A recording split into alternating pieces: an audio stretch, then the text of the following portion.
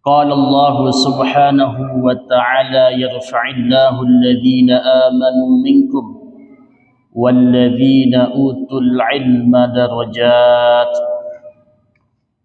وقال النبي صلى الله عليه وسلم من أعان على معصية ولو بشرط كلمة كان شريكا له فيها أو كما قال Rasulullah sallallahu alaihi wasallam. Alhamdulillah, jamaah salat maghrib Masjid Jami Al-Munawarah yang sama-sama mengharapkan ridha Allah Subhanahu wa taala. Kembali kita bersyukur kehadiran Allah karena Allah Subhanahu wa taala masih memberikan kesempatan kepada kita untuk i'tikaf. Kita niatkan i'tikaf di masjid ini sampai Isya, dan kita niat juga untuk betul-betul serius dalam menuntut ilmu. Mudah-mudahan pengorbanan kita yang sedikit ini dipandang oleh Allah Subhanahu wa taala, dan perkumpulan kita ini menjadi muqaddimah berkumpulnya kita dengan Rasulullah sallallahu alaihi wasallam di dalam surga. Amin ya rabbal alamin. Salawat dan salam sama-sama kita aturkan kepada yang mulia Nabi besar Muhammad sallallahu alaihi wasallam. Mudah-mudahan kita mendapatkan syafaatnya di dunia dan di akhirat. Alhamdulillah, hadirin yang dimuliakan Allah Subhanahu wa taala. Pada pembahasan yang lalu kita sudah membaca sedikit, kita sudah jelaskan sedikit kitab Bidayatul Hidayah yang dikarang oleh Imam Al-Ghazali. Kita bahas mengenai Bismillahirrahmanirrahim. Cuma Bismillahirrahmanirrahim itu panjang penjabarannya dan tidak mungkin kita akan sampaikan di sini. Sayyidina Ali bin Abi Thalib radhiyallahu anhu, beliau mengatakan, seandainya saya ingin mentafsirkan penjelasan titik ba yang ada dalam Bismillahirrahmanirrahim, titiknya saja, bukan ba-nya, titiknya. Kalau saya ingin menjelaskan, kata Sayyidina Ali, titik ba di dalam Bismillahirrahmanirrahim, maka itu kalau ditulis, itu catatannya itu bisa dibawa oleh 70 ekor onta. Dimasukkan ke dalam gerobak, dibawa oleh onta, segitulah kira-kira 70 kontainer, atau 70 box kalau mobil box mungkin. Itu baru penjelasan titik ba dalam bismillah. Itulah bukti bahwa luasnya ilmu Allah Subhanahu wa taala. Sedangkan apa yang kita pahami itu tidak ada apa-apanya. Langsung saja kita terus membaca kitabnya Al-Imam Al-Ghazali Bidayatul Hidayah. Qala Asy-Syaikh Al-Imam Al-Alim Al-'Allamah Hujjatul Islam wa Barakatul Anam Abu Hamid Muhammad bin Muhammad Al-Ghazali At-Tusi qaddasallahu ruhahu wa nawwara dharihahu, amin. Beliau mengatakan, alhamdulillahi, segala puji bagi Allah, haqqa hamdih, dengan pujian yang sebenar-benarnya. Wassalatu wassalamu ala khairi khalqihi Muhammadin rasulihi wa abdih, dan rahmat serta salamnya semoga tercurah kepada sebaik-baik ciptaan Allah, yaitu Nabi Muhammad sallallahu alaihi wasallam, rasulihi wa abdih, sebagai rasulnya dan hambanya, wa ala alihi, dan kepada keluarganya, wa sahbihi, serta para sahabatnya, min ba'dihi, sesudah beliau. Pertama, Imam Ghazali mengatakan alhamdulillah, adapun segala puji bagi Allah. Itu kalau diterjemahkan oleh Quran Kemenak begitu. Ada segala puji bagi Allah. Kenapa kok para ulama menterjemahkan ke bahasa Indonesia dengan segala puji? Karena pujian itu terbagi 4. Ada kalanya Allah memuji dirinya sendiri. Dalam Quran Allah memuji dirinya sendiri. Ada kalanya Allah memuji ciptaannya. Contohnya Allah memuji Nabi. Nabi dipuji oleh Allah apanya? Akhlaknya. Wa innaka la'ala khuluqin azim. Sesungguhnya engkau wahai Muhammad benar-benar memiliki akhlak di atas akhlak yang agung. Dipuji akhlaknya. Ada kalanya kita sebagai makhluk Allah memuji Allah. Ketika kita solat tadi kita memuji Allah. Alhamdulillahi Rabbil Alamin. Memuji Allah. Ada kalanya juga kita sesama makhluk saling memuji. Dan semua pujian itu hanya kembali kepada Allah. Baik Allah memuji dirinya, baik Allah memuji Nabi, karena Nabi itu ciptaan Allah. Baik makhluk memuji Allah, baik makhluk memuji sesama makhluk. Semuanya itu kembalinya kepada Allah. Maka tidak ada yang mesti kita sombongkan. Apapun prestasi kita, apapun bagaimanapun tinggi ibadah kita, sebagaimanapun tinggi ilmu kita, enggak mesti kita sombongkan, enggak perlu. Karena semuanya itu hanyalah amanah yang diberikan oleh Allah Subhanahu wa taala. Haqqa hamdih, dengan sebenar-benarnya pujian. Dengan pujian yang sebenarnya. Ini menjelaskan kelemahan kita. Kita tidak bisa memuji Allah dengan komplit. Karena begitu agungnya Allah, maka beliau mengambil secara umum saja dengan pujian yang sebenarnya. Wassalatu wassalamu ala khairi khalqihi Muhammadin rasulihi wa abdihi. Salat, salawat dan salam semoga tercurahkan atas baginda Nabi Muhammad sallallahu alaihi wasallam, sebaik-baik makhluknya. Siapa beliau? Rasulihi wa abdih. Beliau ini merupakan utusan Allah dan hamba Allah.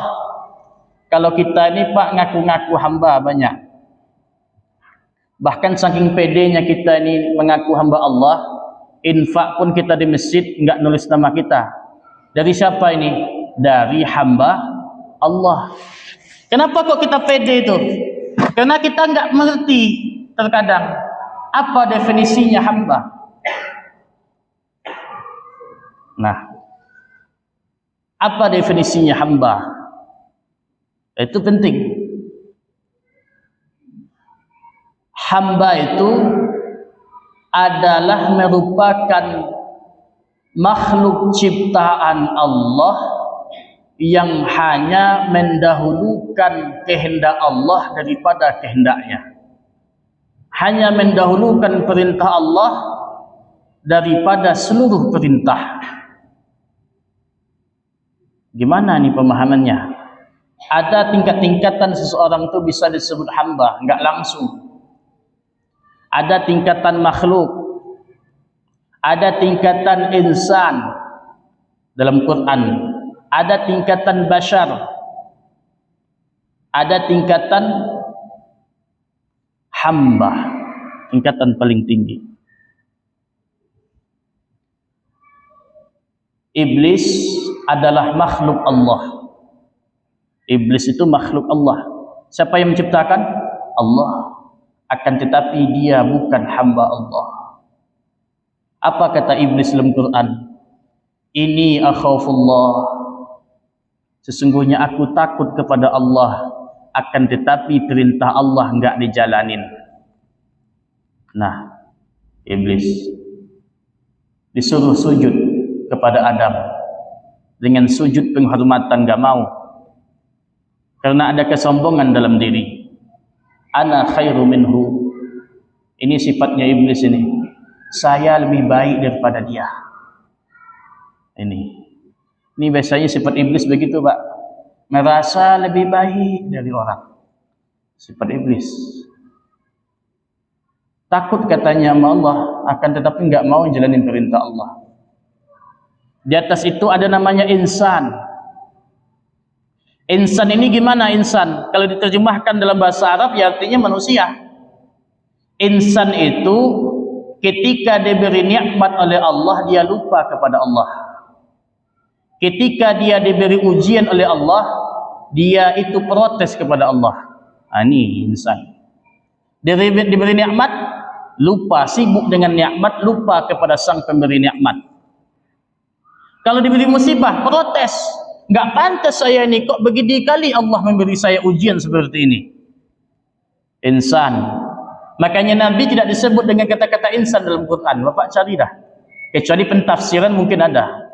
Tapi kalau kalimat secara nas enggak jumpa. Yang ada tu Nabi disebut bashar. Qul innama ana bashar.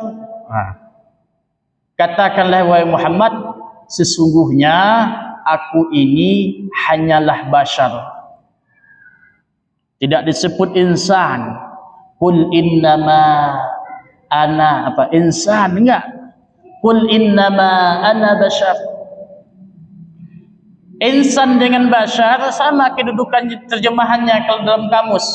Insan ya artinya manusia, bashar ya artinya juga manusia.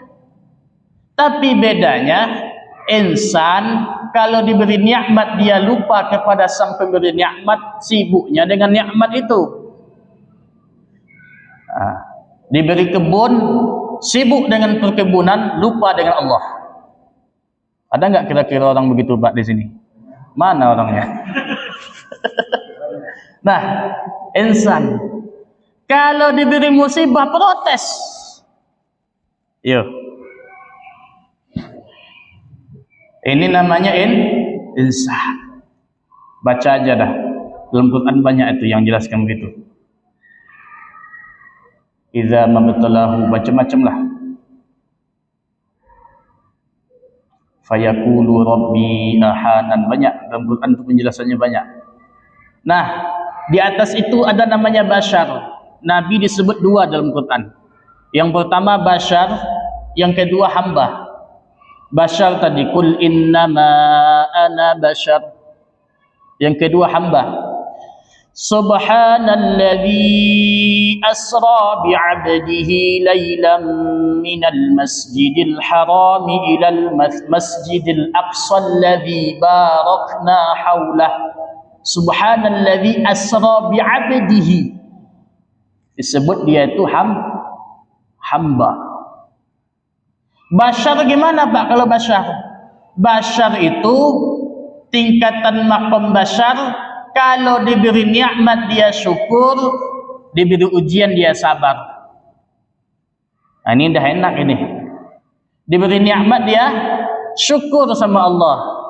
Kalau diberi ujian sabar.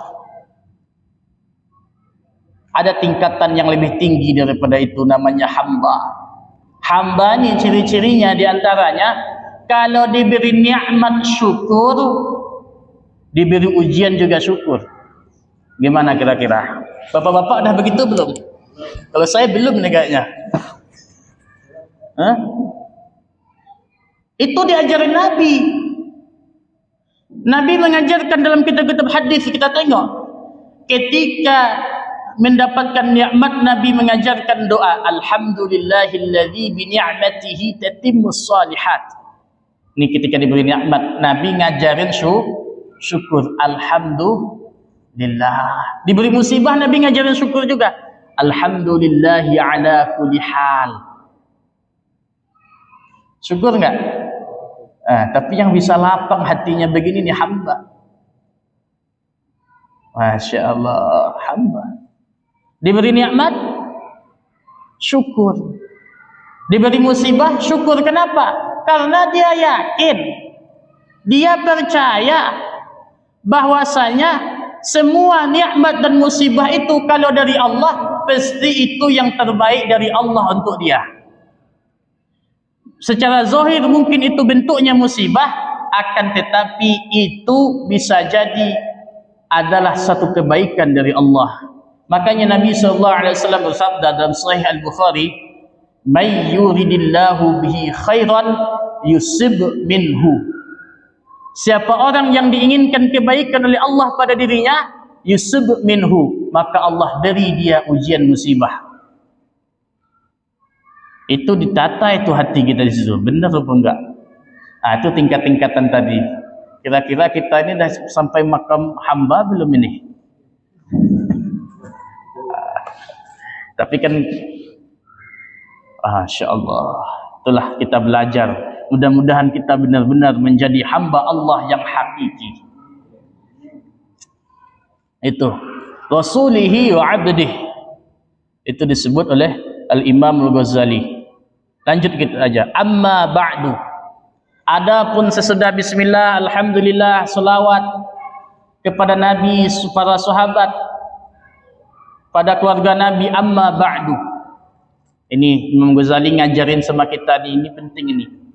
Fa'lam ayyuhal haris, maka ketahuilah wahai orang yang sangat menginginkan, orang yang sangat sungguh-sungguh, al-muqbilu, yang menghadapkan diri, ala iktibasil ilmi, untuk memperoleh ilmu. Ini yang diingatkan oleh Imam Ghazali, orang yang sungguh-sungguh ingin dapat ilmu. Nampaknya dia sungguh-sungguh, habis waktu diluangkan untuk ilmu, ngaji bertahun-tahun demi ilmu. Wa fattat ta'attushi, al-muzhiru min nafsihi sidqa rugbati, yang menampakkan diri darinya akan kebenaran, bersungguh-sungguh untuk mendapatkan ilmu. Nampak pada dirinya sungguh-sungguh ingin mendapatkan ilmu. Berarti ini orang ini enggak kaleng-kaleng, dia sungguh-sungguh ingin dapat ilmu. Ngaji sungguh-sungguh, enggak orang ngantukan ini. Nah, apa kata beliau? Wa fartat ta'attush ilai, dan sangat merasa haus kepada ilmu. Kalau ada ilmu tu haus dengan majelis ilmu. Di mana ada majelis ilmu datang. Walaupun hujan-hujan, mendung, petir, datang. Karena apa? Merasa haus untuk mendapatkan ilmu. Lah, ada apa ini dengan orang ini? Ini kata Imam Ghazali. Annaka, bahwasanya engkau, in kunta taqsidu bi talabil ilmi, jika telah engkau bermaksud, engkau berniat bi talabil ilmi, dengan menuntut ilmu itu, al-munafasah, akan kemegahan, pembanggaan. Al-munafasah, membanggakan diri. Dia dah sungguh-sungguh, tapi dia ni nuntut ilmu, setelah dia dapatkan ilmu mau berbangga-bangga dengan ilmunya. Wal mubahah, wal munafasah, penghargaan, ingin dihargai orang, tujuannya ngaji. Wal mubahah, dan membanggakan diri. Ni saya ni, tengok ni, saya ahli ilmu, saya ni kiai, saya orang alim, bangga, meremehkan orang, merasa diri lebih baik. Itu tujuannya. Wa taqaddama 'alal akran, dan agar di kalangan teman-teman kamu kelihatan nonjol daripada mereka. Itu tujuannya nuntut ilmu. Padahal sudah sungguh-sungguh, tapi gitu. Nah, supaya dihargai orang, dimuliakan orang. Kalau dia duduk di tengah teman-temannya, merasa dia itu lebih menonjol daripada yang lain keilmuannya, saya lebih tahu daripada dia. Itu tujuannya. Wastimalata wujuhin nas, dan untuk menarik wajah-wajah orang kepadamu, supaya orang memandang saya, oh,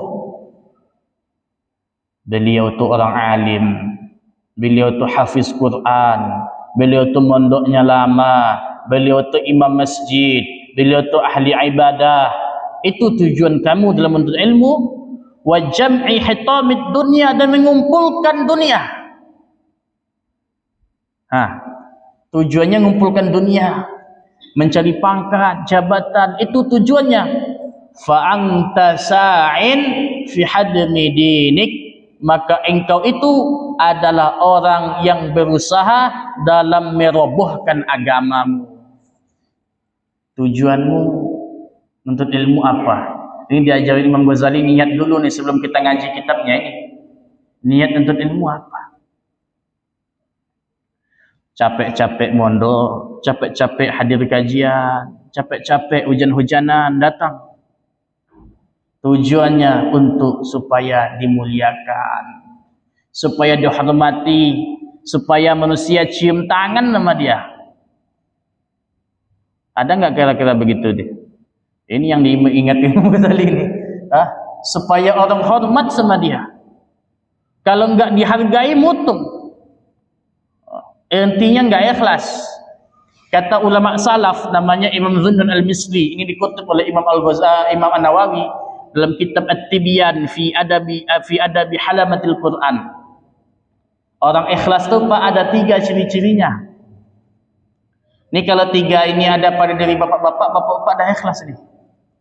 Yang pertama, ciri-cirinya orang ikhlas, setelah beramal, setelah nuntut ilmu, setelah sedekah, setelah melakukan kebaikan dia lupa.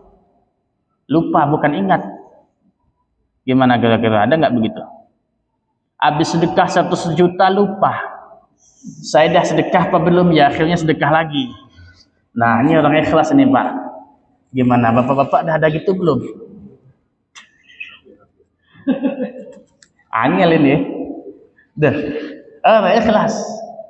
Itu yang pertama. Yang kedua, sama keadaan hatinya.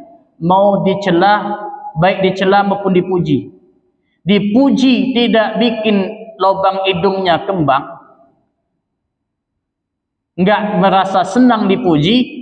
Dan dicela, dicaci, dia juga tidak tersinggung. Saya mulai karena Allah, maka bagaimana mungkin saya tersinggung karena manusia? Orang ikhlas ini betul ini, Pak. Gimana kira-kira? Udah ada belum ini sama kita? Tanya masing-masing, jawab masing-masing dah. Enggak usah diungkapin. Kalau udah berarti udah ikhlas. Yang ketiga, hanya mengharap ridha Allah. Mudah-mudahan begitu tujuan kita menuntut ilmu. Tapi kalau tujuannya seperti yang dikatakan Imam Ghazali tadi, untuk dibangga-banggakan ilmunya, supaya terlihat menonjol di hadapan teman-teman, mendapatkan pangkat jabatan, menarik wajah-wajah manusia supaya manusia cium tangan sama dia, hormat sama dia, atau mengumpulkan dunia, itu tujuannya untuk ilmu. Fa'anta sa'in fi hadmi dinik, maka engkau itu adalah orang yang berusaha dalam merobohkan agamamu. Wa ihlaki nafsik, dan mencelakakan dirimu.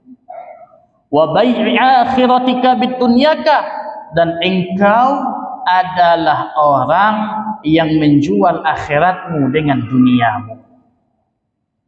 Kita perbaiki niat insyaallah. Engkau adalah orang yang menjual akhiratmu dengan duniamu. Fasafqatuka khasirah, maka akad jual belimu itu adalah merugi. Wa tijaratuka ba'irah, dan perdaganganmu adalah bangkrut. Kenapa? Nuntut ilmunya tujuannya bukan karena Allah. Ini betul-betul beliau ini membahas masalah hati kita ini, betul-betul jaga hati. Ini bukan berlaku untuk menuntut ilmu saja, ahli ibadah juga begitu. Banyak kita jumpa dalam kitab-kitab hadis. Ada 3 kelompok yang pertama kali dimasukkan ke dalam neraka. Yang pertama adalah seorang ulama. Nih, orang alim, hafiz Quran. Ini orang pertama kali ini dimasukkan ke dalam neraka. Ditanya nanti di akhirat, siapa dia yang pertama? Orang yang menghabiskan umurnya untuk ilmu, dari kecil sampai gede nuntut ilmu, dan dihabiskan juga sisa umurnya untuk menyebarkan ilmu. Ditanya di akhirat, apa niatmu? Saya niat hanya karena engkau ya Allah. Engkau bohong. Niatmu adalah untuk supaya dapat pangkat, supaya dapat dunia, supaya dihormati orang, supaya orang-orang cium tangan sama kamu, bukan karenaku, maka ditarik wajahnya, dicampakkan ke neraka. Terutama ini. Yang kedua, ahli sedekah dermawan. Di mana ada masjid bangun, dia sedekah habis-habisan. Bagus. Infak, sedekah. Di mana ada pembangunan pesantren, ikut. Di mana ada majelis kebaikan, ikut. Apa niatmu di akhirat? Hanya karena engkau ya Allah, engkau bohong. Niatmu menginfakkan harta, tujuannya adalah supaya engkau dijuluki oleh orang sebagai orang yang dermawan. Dan itu sudah engkau dapatkan. Diseret wajahnya, dicampakkan ke neraka. Yang ketiga, orang mujahid berjuang habis-habisan membantu agama Allah, tergores lehernya oleh pedang. Apa tujuanmu? Ternyata juga bukan karena Allah, dicampakkan ke neraka. Hati-hati kita, mesti ikhlas. Fannas kulluhum halka illal alimun. Manusia semuanya akan celaka kecuali orang yang berilmu. Wal alimun kulluhum halka illal amilun. Orang yang berilmu pun akan celaka kecuali orang yang mengamalkan ilmunya. Wal amilun kulluhum halka illal mukhlisun. Orang yang beramal pun akan celaka kecuali orang-orang yang ikhlas. Wa mukhlisun ala khatarin azim. Dan orang yang ikhlas itu dia berada dalam bahaya yang sangat besar. Dia mesti bisa menjaga keikhlasannya sampai menghadap Allah. Mudah-mudahan kita jadi ahli ikhlas. Tujuannya bukan karena Allah. Oh, wati engkau menjual wa bai'i akhiratika bid dunyaka, engkau menjual akhiratmu dengan duniamu. Fasafqatuka khasirah, maka akad jual belimu itu adalah merugi. Wa tijaratuka ba'irah, dan perniagaanmu adalah bangkrut. Wa muallimuka mu'inun lak, dan guru yang mengajarkanmu, kalau dia tahu kalau kamu niatnya salah tetap diajarin, itu seperti orang yang membantumu ala isyanik, atas kemaksiatanmu. Ada guru tahu nih, ini kalau dia untuk ilmu gunanya nih, kalau tahu kena juga gurunya. Wa syarikun laka fi khusranik, dan dia bersekutu denganmu dalam kerugianmu. Wa huwa ka bai'i sayfin fi qat'it tariq. Gurumu itu seperti orang yang jual pedang kepada perampok jalan, tukang begal. Udah tahu tukang begal kok dijual pedang sama dia. Udah jelas gunanya itu untuk merampok, kok dijual pedang. Kama qala sallallahu alaihi wasallam, sebagaimana sabdanya Rasulullah sallallahu alaihi wasallam, man a'ana ala ma'siyatin, barang siapa yang menolong kepada perbuatan maksiat, walau bisyarti kalimatin, meskipun dengan sepotong kalimat, enggak satu kalimat, sepotong. Dia bilang begini, bu, orang paham artinya bunuh, dia cuma bilang bu tok, dalam bahasa Arab uq, orang paham itu uktul, bunuh. Terjadi pembunuhan karena dia bilang kasih kode bu.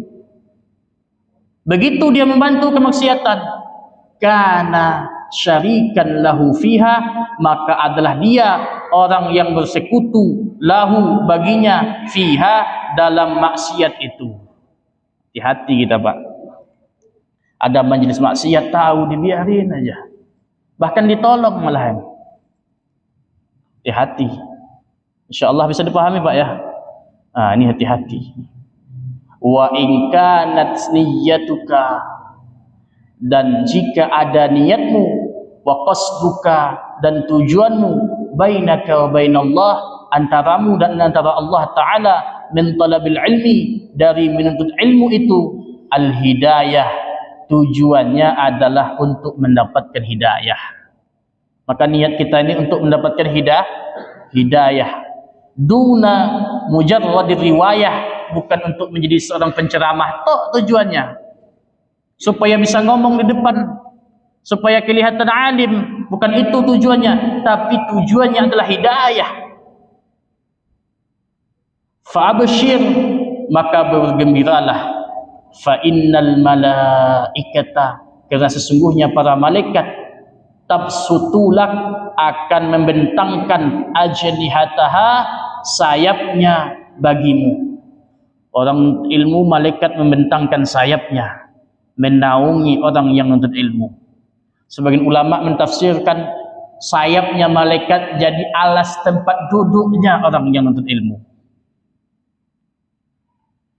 Itulah, idza masyaita, apabila engkau pergi menuntut ilmu, malaikat membentangkan sayapnya. Wahitanul bahri, dan ikan-ikan di lautan tastaghfirulaka, akan memohonkan ampunan untukmu. Ini bapak-bapak ni kalau ikhlas sekarang, malaikat tidak henti-hentinya memohonkan ampunan. Ikan-ikan di lautan memohonkan ampunan kepada orang yang menuntut ilmu. Ini kita ini yang doakan bukan imam habis salat tadi aja, di para ikan-ikan di lautan pun mendoakan orang yang menuntut ilmu. Idza sa'aita, apabila engkau pergi untuk menuntut ilmu. Ini pentingnya niat yang ikhlas. Mudah-mudahan kita menjadi hamba Allah yang ikhlas. Gimana kira-kira? Ciri-ciri ikhlas tadi dah ada belum ini? Dah habis waktunya, Pak? Hah? Dah. Inilah pentingnya ikhlas. Menjaga niat. Kapan kita jaga? Kapan sampai kita menghadap Allah? Ada orang ikhlas 10 tahun yang lalu, dia ikhlas wakafkan tanahnya untuk masjid contohnya. Ikhlas 10 tahun yang lalu, tapi 10 tahun yang akan datang dia enggak ikhlas lagi. Coba kalau saya jual tanah yang pinggir jalan itu yang saya wakafkan untuk masjid itu, berapa harganya sekarang? Ya hilang ikhlasnya. Padahal dulu sudah ikhlas. Hilang ikhlas. Masya Allah. Nah, inilah orang yang memiliki sifat ikhlas seperti yang tadi. Itulah sifat ikhlasnya seorang hamba. Sifat ikhlasnya seorang hamba. Berat itu, Pak. Dipuji enggak merasa senang, dicaci enggak merasa sakit hati. Gimana kira-kira? Pengurus masjid biasanya sering di itu tuh, di demo itu, setahu saya. Saya pernah ngurusin masjid, Pak. Nah, gimana itu kalau ngurus masjid? Siap tahan banting. Ya enggak, pengurus masjid. Iya. Imam salat siap dipuji, jaga hati. Dicela juga jaga hati. Para dai, ahli-ahli ibadah, ahli sedekah, semua kita hamba Allah. Jaga niat. Luruskan niat kita hanya karena Allah, bukan untuk yang lain. Alaika bil ikhlas. Hendaknya kita itu membawa keikhlasan dimanapun kita berada. Ini berat ini perkataan Imam Ghazali. Mudah-mudahan kita bisa mengamalkan ini. Sampai sini aja dulu, Pak. Mungkin ada yang mau ditanyakan mungkin. Boleh. Ini kita baru mukadimah ini, mohon Pak Haji. Iya, Pak. Ini orang tua saya ini. Waalaikumsalam warahmatullahi wabarakatuh.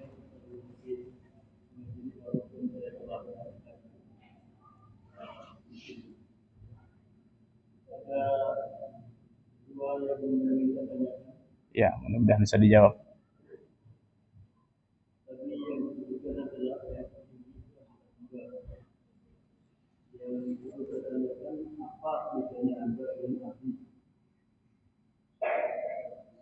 Dan abdi.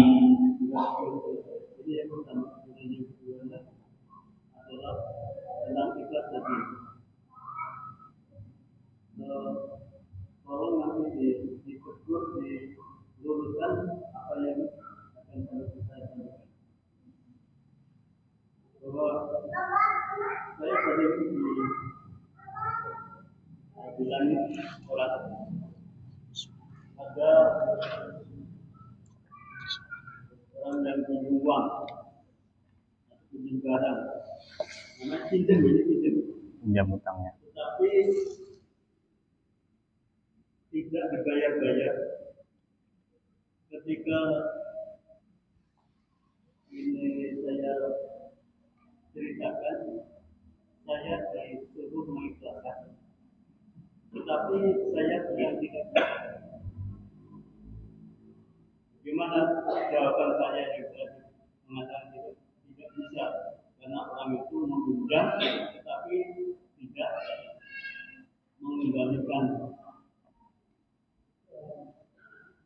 mengembalikan hutang. Yang maksudnya disuruh mengikhlaskan sebagai sedekah.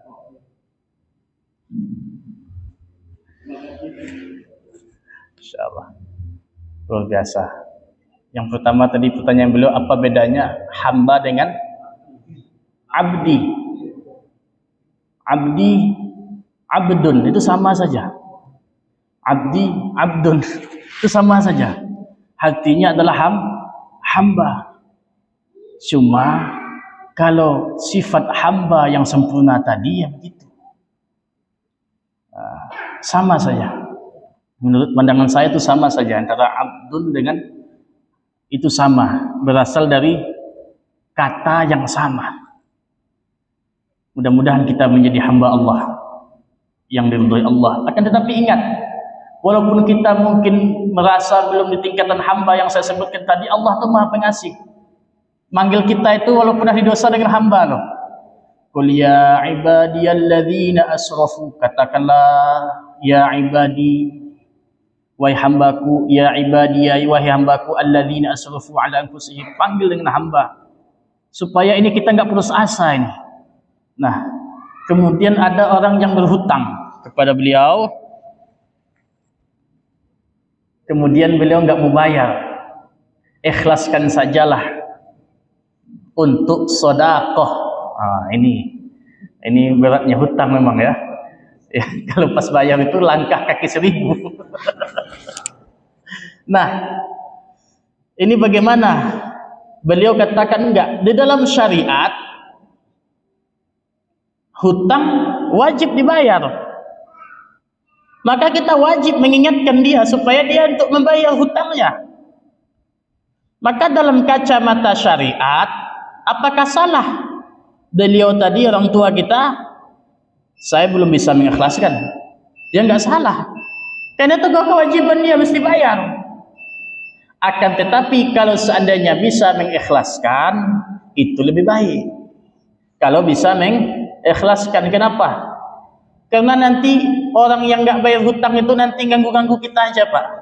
Kita dah mau masuk surga, kita dipanggil dulu, ngapain? Dia lagi ditanya, kan kita saksinya nanti. Atau hendak masuk surga, ya telat kira-kira dia.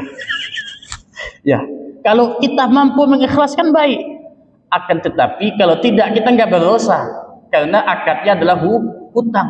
Kewajiban kita untuk mengingatkan. Maka bagi siapa saja yang punya hutang, ingat, itu adalah tanggung jawabmu, maka engkau wajib untuk membayarnya. Demikian insyaallah. Ada lagi? Cukup. Jawaban yang pertama, saya sangat setuju karena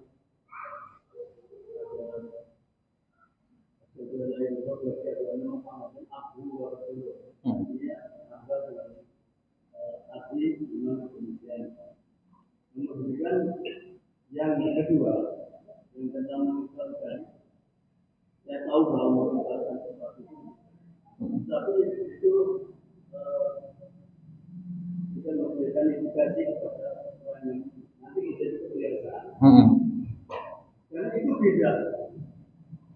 Kecuali apabila orang itu biasa dalam kondisi yang sangat pahit, tidak mungkin lagi kita sakit. Jadi kita ikhlaskan. Ada niat untuk mengikhlaskan. Tapi kalau orang itu memang geleng, itu menjadi kebiasaannya. Hutangnya kemana dan begitu terus. Apa itu ditoleransi dengan ikhlas? Kan salah. Iya, salah. Menjadikan edukasi yang iya, kebiasaan. Mengapa saya mengatakan tidak bisa? Ya, bagus Pak Haji. Dan saya menjadi pelit karena memang disuruh oleh orang. Iya. Insya Allah begitu. Ya begitu ya. Maka ini teguran bagi yang punya hutang.